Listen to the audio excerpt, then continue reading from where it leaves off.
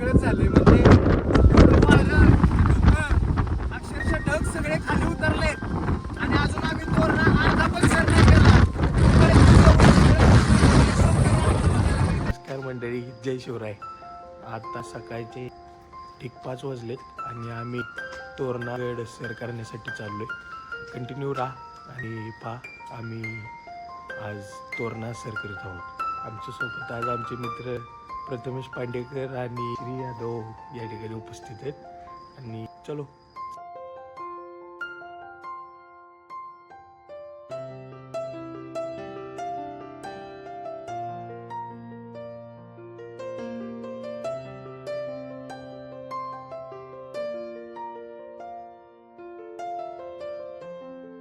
पुण्यावरून आपण येत असलो की हा ब्रिज आहे, नसरापूर फाट्याचा ब्रिज आहे. तर नसरापूर फाट्यावरून आपण राईट टर्न घेतला की आपल्याचा बोर्ड दिसतो राजगडचा. तिथून आपण राईट घेतला की आतमध्ये जायला रोड आहे, तिथून आतमध्ये यायचंय. नसरापूरवरून आतमध्ये आलं की थोडा इथं रस्त्याचं काम चालू आहे आता, बघू शकताय. त्यामुळं थोडं लवकरच या तुम्ही. इथं जर का ट्रॅफिक वगैरे आपल्याला लागत असेल तर ते आपल्याला लागणार नाही किंवा कमी लागेल. रस्ता अरुंद आणि छोटा आणि त्यात पण ते खड्डे वगैरे पडल्यामुळं थोडा वेळ लागू शकतो आपल्याला.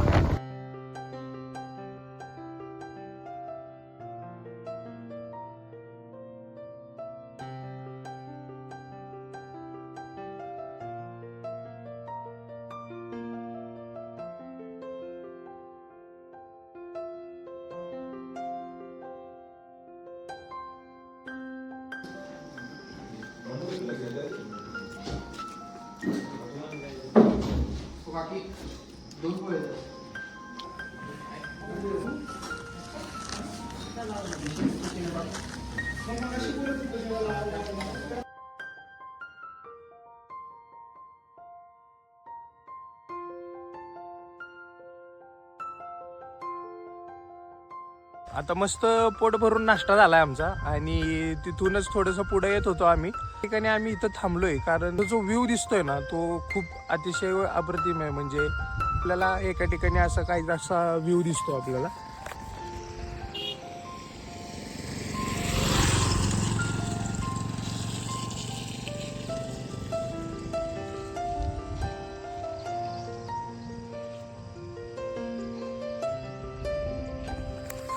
ढग हळूहळू खाली उतरायला लागले डोंगरांवरती आणि आता आम्ही चाललोय तोरण्याच्या दिशेने. तोरणावर पण आता वातावरण छानच असणार आहे, ते आता बघूया. आता आपण पावसाळ्याच्या सीझन मध्ये आल्यामुळं खूप ठिकाणी अशा आपल्याला भाताच्या इथं पेरण्या वगैरे चालू असताना दिसतात.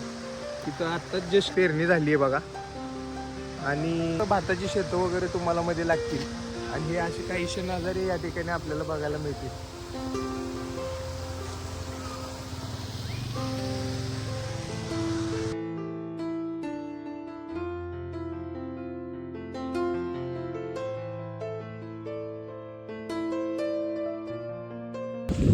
नसरापूरपासून सरळ शेवट आलं की आपण वरच्या पायथ्यालाच डायरेक्ट पोहोचतोय. 2 व्हीलर पूर्ण वरती येत आहेत, 4 व्हीलर पण तसे येत आहेत आणि 4 व्हीलर खाली लावल्या जात आहेत, काही काही वरती येत आहेत. कारण चढ आणि उतर जास्त असल्यामुळं गाड्यांना येण्यासाठी थोडा प्रॉब्लेम आहे. हे या ठिकाणी पार्किंग आहे. गाड्या खालीच लावून चालत आले आणि इथून पुढं पण अजून मोठी चढाई आहे. ती चढाई आपण आता चालू करूया. आणि हा गड सर करत असताना आपल्याला सांगावंसं वाटतं की ह्या गडाचं नाव तोरणा कसं पडलं. म्हणजे खूप ठिकाणी असं वाचण्यात आलंय, लिहिण्यात आलंय की ह्या गडाचा तोरणागड नाव पडण्याचं मागचं कारण म्हणजे शिवाजी महाराजांनी स्वराज्य स्थापन करताना पहिला गड हा जिंकला आणि या गडावर आपल्या स्वराज्याचं तोरण बांधलं गेलं. म्हणजे तोरण बांधून स्वराज्य चालू केलं, म्हणजेच या गडाचं नाव तोरणा असं पडलं. त्या व्यतिरिक्त दुसरा म्हणजे या गडावर असंख्य असे तोरण जातीची झाडं आपल्याला पाहायला मिळतात. खरं तर पावसाळ्यात असंख्य अशी झाडं वेगवेगळी तयार झाल्यामुळं ती झाडं काहीशी कमी प्रमाणात दिसतात, परंतु इतर ऋतूमध्ये आपण आल्यानंतर ती झाडं खूप या ठिकाणी दिसतात. थोडंसं पुढे गेल्यानंतर मी ती झाडं देखील दाखवतो तुम्हाला. आणि तिसरं म्हणजे या गडाचा विस्तार पाहून महाराजांनी जेव्हा हा गड घेतला तेव्हा या गडाला त्यांनी स्वतः प्रचंडगड म्हणून नाव दिलं होतं. म्हणजे ते का दिलं असावं तर मोठ्या माच्या असल्यामुळं, ती विस्तारामुळं या गडाचं नाव प्रचंडगड असं ठेवलंय. हळूहळू आपण पुढे जातोय. पावसाळ्यात खरं तर ही तोरण जातीची झाडं आहेत ती अशी म्हणजे त्याची पानं थोडीशी मौसर असल्यामुळं थोडीशी कुजल्यासारखी होत आहेत या ठिकाणी. म्हणजे ही बघा, ही सगळी तोरण जातीची झाड आहेत. ही पावसाळ्यात थोडी कुजतात आणि त्यामुळेच या ऋतूत या सीझन मध्ये थोडीशी आपल्याला ती कमी बघायला मिळतात. परंतु तुम्ही इतर सीझन मध्ये, इतर ऋतूंमध्ये आला, थोडा सोडून हिवाळ्यात आला तर तुम्हाला ही इथं पूर्ण भरलेली ती झाडं दिसून येतील. पण दृश्य आपण या गडाचं जे काही दृश्य आहे आणि जे काही सौंदर्य आहे ते आपल्याला पावसाळ्यातच दिसून येतं. तर नक्की या मित्रांनो, एकदा तरी हा अनुभव तुम्ही खरंच घ्या.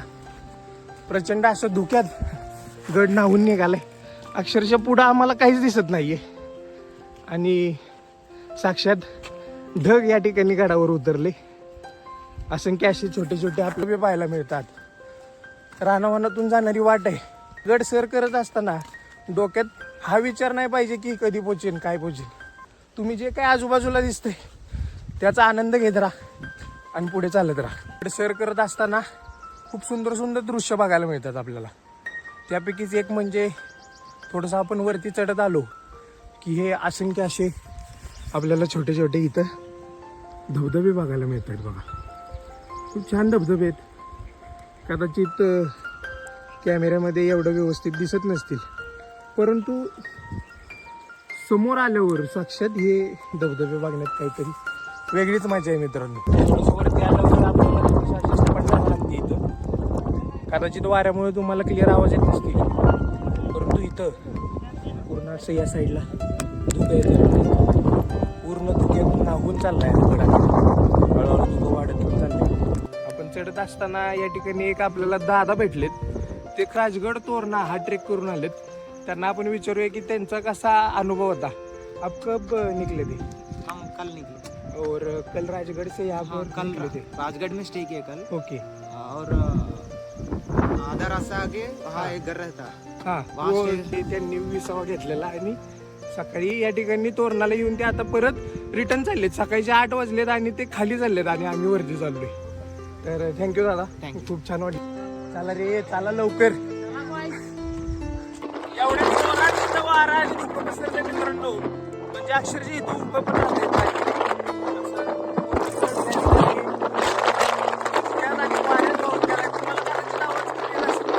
तोरणागडावर मित्रांनो आज वातावरण खूप वेगळंच झालंय. म्हणजे एवढं वारं, धुकं, अक्षरशः ढग सगळे खाली उतरले आणि अजून आम्ही तोरणा अर्धा पण सर नाही केला.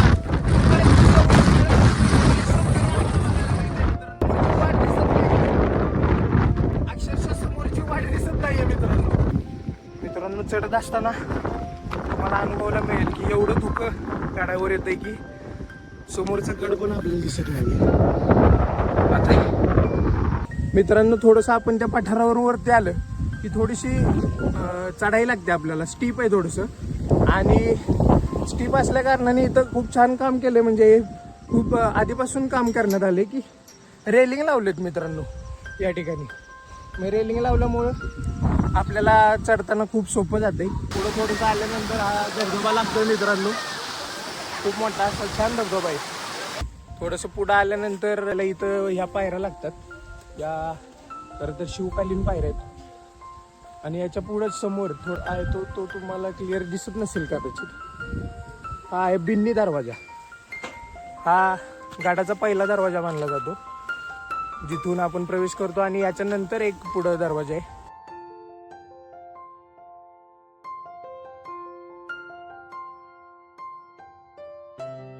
साईडला बघताय मित्रांनो, शेवटी पोचलोय गडाच्या मुख्य दरवाजाजवळ.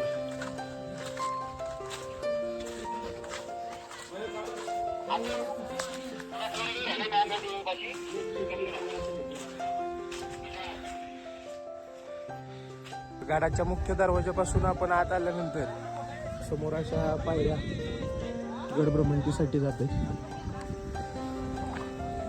आज या ठिकाणी भरपूर धुकं असल्यामुळं समोरचं थोडंसं दुर्कटच दिसतंय, परंतु या वातावरणात फिरायचं आहे आपल्याला.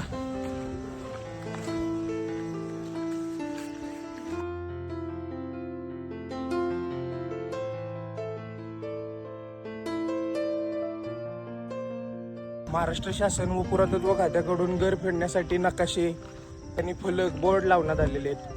गाड्याची माहिती देण्यासाठी फलक लावलेले आहेत. त्या फलकांच्या पुढंच आल्यानंतर या ठिकाणी या साईडला दिसतोय तो लक्कडखाना. धुक्यामुळं ठिकाणं ही कमी प्रमाणात दिसत आहेत. पुढं काय आहे हे अक्षरशः दिसत नाही.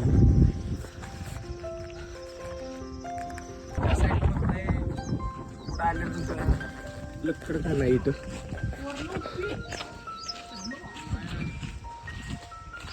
लक्कडखान्यात करून कॅम्पिंगला येणारी स्टेला येणारी लोक या ठिकाणी राहतात. आतमध्ये चुली मांडलेल्या आहेत, तिथं आपल्याला जेवण वगैरे बनवता येतं आणि राहण्यासाठी सोय करता येते. लक्कडखान्यापासून वरती जात असताना एक रस्ता असा या ठिकाणी खाली जातोय आणि हा वरती जातोय. झुंजार माचीकडे रस्ता आहे आणि समोरचं अक्षरशः काहीच दिसत नाहीये. म्हणजे फक्त जिथं चालतोय त्या ठिकाणी पायाखालची जमीन फक्त दिसते. पुढं अक्षरशः 5 मीटर अंतरावरचं देखील काहीच दिसत नाहीये. एवढं धुकं आज गाडावर आलेलं आहे. गडावर पोचलोय आता आपण. जरा इथं आल्यावर ब्रेक घेतलाय. घरून सफरचंद वगैरे असं काय काय किरकोळ आपलं खायला आणलेलं ते आता खाऊन घेतोय जरासं आणि मग पूर्ण गड तुम्हाला फिरून दाखवतो.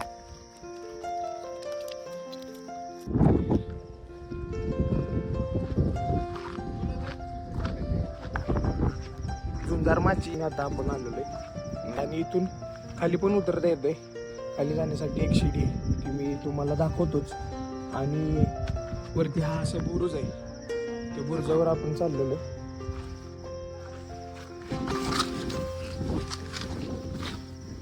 बुरुज आहे.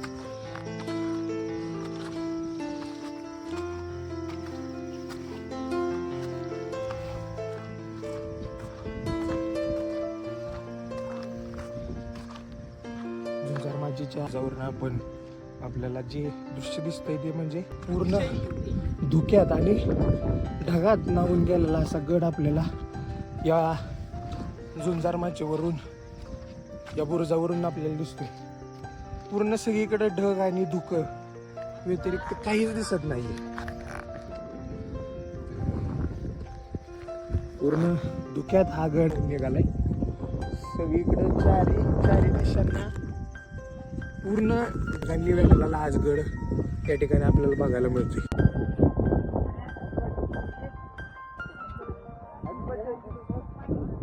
तोरणाला अतिशय मोठा इतिहास आहे. खरं तर स्वराज्याची स्थापना इथं झाली आणि महाराजांनी पहिला गड जिंकला म्हणजे हा तोरणा. अवघ्या याच्या 16व्या वर्षी महाराजांनी हा गड जिंकला. म्हणजे त्याच्या तरुण पिढीमध्ये खरं तर ही बाब सरवणं गरजेचं आहे किंवा त्यांना यावर येणं गरजेचं आहे. म्हणजे त्यांना कळेल की खरा इतिहास काय होता किंवा आपले गड किल्ले पाहून इतिहासाची जाणीव त्या काळात जगण्याची इच्छा पूर्ण होईल. स्तर देखील प्रचंड असल्यामुळे याचं नाव प्रचंड गड आहे. याला गरुडाचं घरटं असं देखील म्हटलं जातं. तोरणा गडाचा इतिहास म्हणजे त्या गडावर महाराजांना गुप्तधन देखील मिळालं होतं, ज्याचा उपयोग महाराजांनी राजगड बांधणीसाठी केला. आता महाराजांना अनेक गडांवर गुप्तधन मिळाले, त्यापैकी हा एक गड आहे ज्या ठिकाणी महाराजांना गुप्तधन मिळालं होतं. झुंजार माचीवरून आता आपण बालेकिल्ल्याच्या दिशेने चाललोय. बालेकिल्ल्याच्या दिशेने जात असताना आजूबाजूला पूर्ण असं तिथं मध्ये एक पायवाट आहे, पण खूप चिखल आहे आणि स्लिपरी झाल्यामुळं आम्ही बुरुजाच्या बाजूनेच चालतोय. मी बुदला माची करेन आणि गल्लीला गड करून खाली उतरायला चालू करेल. गडावर फिरत असताना तुम्हाला ठिकठिकाणी असे दगड दिसतील ज्यांचं काम चालू आहे. म्हणजे डागडुजी करण्यासाठी गडावरचेच दगड वापरून इथं आता महाराष्ट्र शासन व पुरातत्व खात्याकडून काम चालू आहे. म्हणजे खरं तर गाडांच्या झालेल्या दुरवस्थेकडे महाराष्ट्र शासनाने किंवा इतर संस्थांनी खरंच खूप गांभीर्यानं लक्ष देणं गरजेचं आहे आणि ते काम चालू आहे हे बघून खूप आनंद होतोय. गाडावर डागडुजीचं काम करण्यासाठी या ठिकाणी काम चालू आहे दगडांवर. बघा खालून काही सामान मटेरियल आणायचं असेल त्यासाठी ही जीप लाईन या ठिकाणी तयार केली. खूप अतिशय सुंदर काम तर या ठिकाणी यावरून तर दिसतंय. म्हणजे खरं तर गाड्यांकडे लक्ष देणं गरजेचं आहे आणि ते देत आहे हे पाहून खूप आनंद होतोय. मेंगाई मातेचं मंदिर आहे गाडावर, त्या ठिकाणी आपण आलोय. तर मेंगाई मातेचं दर्शन आपल्याला घेता येते. खरं तर गाडाची देवी किंवा देवता संबोधली जाणारी म्हणजे मेंगाई माता आहे. आणि आपण दर्शन घेऊया.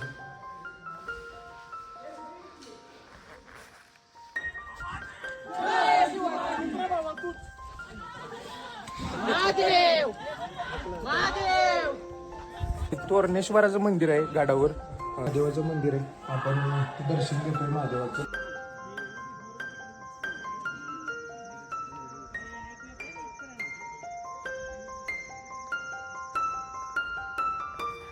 तोरणेश्वर मंदिराच्या समोरच काही आपल्याला शिळा दिसतात ज्या अतिशय पुरातन अशा आहेत. त्या शिळांबद्दल आपल्याला या ठिकाणी माहिती आपले मित्र श्री यादव देतील. तर आपण हा बघू शकताय, हा वीर स्तंभ आहे छोटावाला जो आहे तो वीर त्यांचे जे महाराजांचे सैनिक होते जेव्हा ते वीर मरण पावायचे त्यांच्या स्मरणार्थ बांधलेला तो आहे. आणि ही सतीशिला आहे, ज्या बायका त्यांचे नवरे वारल्यावर सती जायच्या त्यांच्या स्मरणार्थ बांधलेला हा सतीशिला आहे. अशा काही या स्तंभांची माहिती तुम्ही आल्यावर नक्कीच तुम्हाला पाहायला भेटेल. महादेव मंदिराच्या समोरच हे काही शिला आहेत. तोरणेश्वर आणि मेंगाई मातेचं दर्शन या ठिकाणी घेऊन आपण चाललोय कोकण दरवाजाकडे. कोकण दरवाजाकडून बुदलामाची व बाकी चित्त दरवाजा वगैरे करून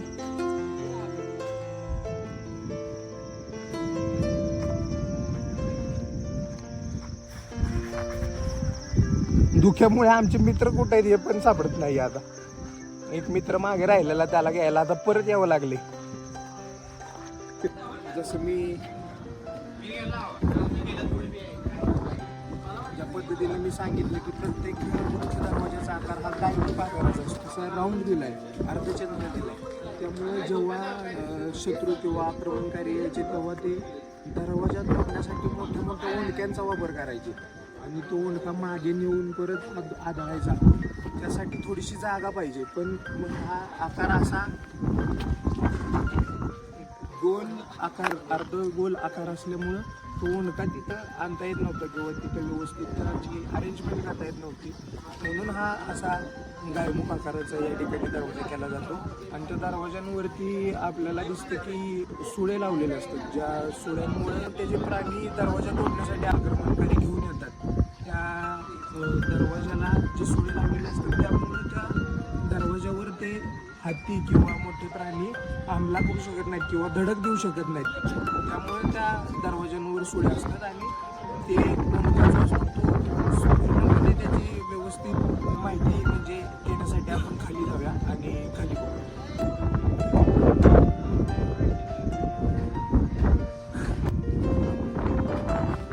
दरवाजावर या ठिकाणी मोठे मोठे सुळे लावलेले.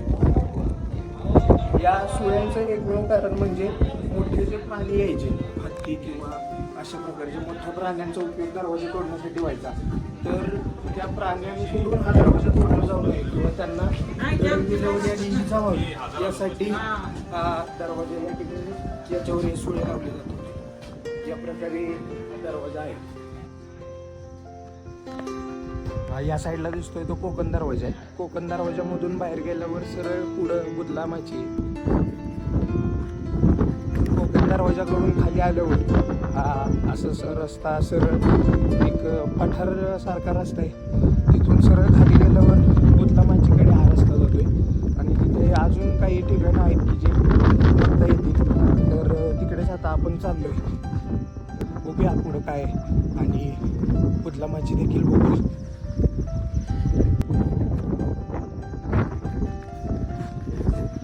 इथून पुढं बुदलामाचीला पुढं जाता येतं. इथं पूर्ण धुकं आहे आणि पुढचं काहीच दिसत नाही आहे.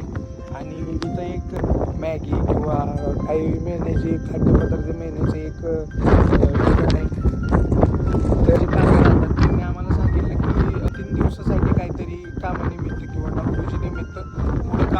आणि रस्ता बंद आहे त्यामुळे आपल्याला पुढं नाही जाता येत आहे. तरी पण इथून आपण बघतोय पण बुदलामाचीचं काही म्हणजे दिसत नाही आहे धुक्यामुळं. तर जेव्हा आपण नेक्स्ट टाइम येऊ तेव्हा नक्की आपण बुदलामाची प्रयत्न करू. जवळपास पूर्ण फिरून झाला आहे. आज गाडावर एवढं धुकं आहे की म्हणजे वाट पण सापडत नाही अक्षरशः. तरी पण जेवढं आम्हाला फिरता येईल तेवढं गड आम्ही फिरून घेतला आहे. आता आपण जसं बघितलं की मेंघाई मातेचं मंदिर बघितलं आपण, तोरणेश्वर महादेवाचं मंदिर बघितलं, कोकण दरवाजा बघितला, बुदलामाची बघितली, झुंजारमाची बघितली. त्या व्यतिरिक्त इतर पाण्याची टाके वगैरे किंवा लक्कडखाना असेल अशा इतर वास्तू देखील बघितल्या. आता आम्ही परतीच्या प्रवासाला या ठिकाणी लागलो आणि खरंच आज या ठिकाणी एवढं धुकं आहे की काहीच कळत नाही आहे गाडावर की कुठं जायचं आहे, काय जायचं आहे. आणि या ठिकाणी हे एक कुंकड टाक असं नावाचं हे टाक आहे. अतिशय सुंदर आणि निथळ पाण्याचं आहे. अक्षरशः या पाण्याचा आपल्याला तळ पण दिसतोय.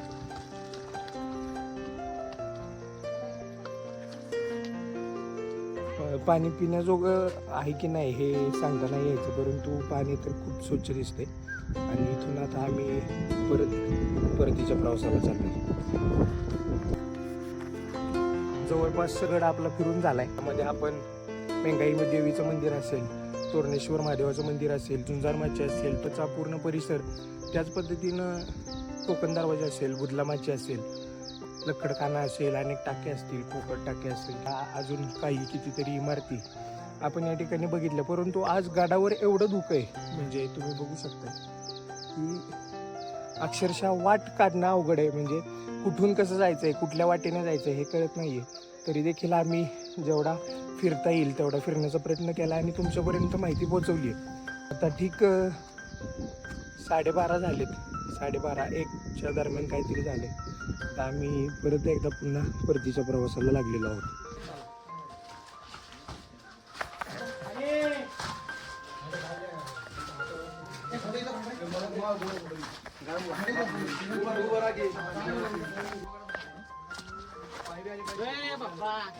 आता पडता वाचलोय. पुन्हा एकदा आपण परतीच्या प्रवासाला लागलोय. पायऱ्या उतरतोय आता. थोडंसं आता आम्ही पावसाचे चिन्ह दिसतंय त्यामुळे डायरेक्ट आता थोडंसं खाली गेल्यावरच तुम्हाला भेटूयात. आता उतरूया हळूहळू. त्या ठिकाणी बिन्नी दरवाजापर्यंत आपण पोचलोय. दुपारचा जवळपास 1 वाजलाय आणि गाडावर पूर्ण ऊन आलंय थोडंसं आणि पूर्ण धुकं या ठिकाणी गेलंय. आणि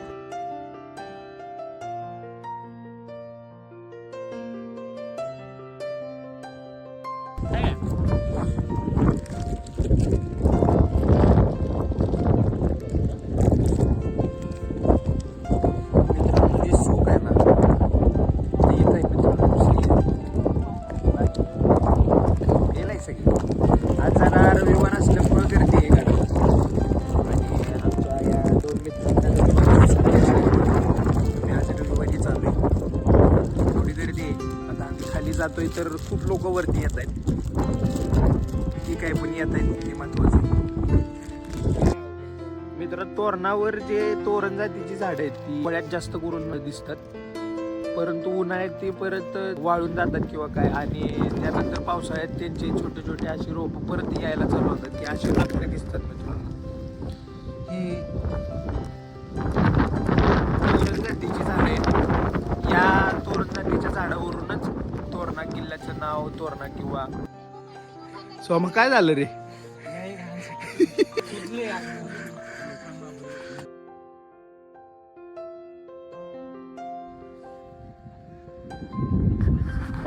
फायनली मित्रांनो पार्किंगमध्ये पोहोचलोय.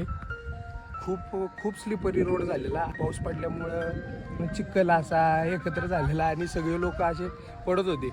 म्हणजे मला तर वाटतं चढण्याला जेवढा वेळ लागला आम्हाला, वरती सर करायला जेवढा वेळ लागला त्याच्यापेक्षा जास्त वेळ आम्हाला खाली येण्यासाठी लागला, कारण खूप चिखल झालाय आणि हळूहळू यायला लागते. त्यातला आमचा एक मित्र पण तिथं घसरून पडलाय. हा ते कसं वाटलं सोमा तुला? काय म्हणजे खूप म्हणजे कसं वाटलं बरं होतं? काय झालं? कसं काय पडला? एक स्पॉट होता तिथं, ते खूप एकदम चिखल असा दगडांवरती आणि चिखलाचा एक हे झाला. तो एकदा पडला आणि परत उठला आणि लगेच तिथंच पडला. अंटवडी मारत गेलाय.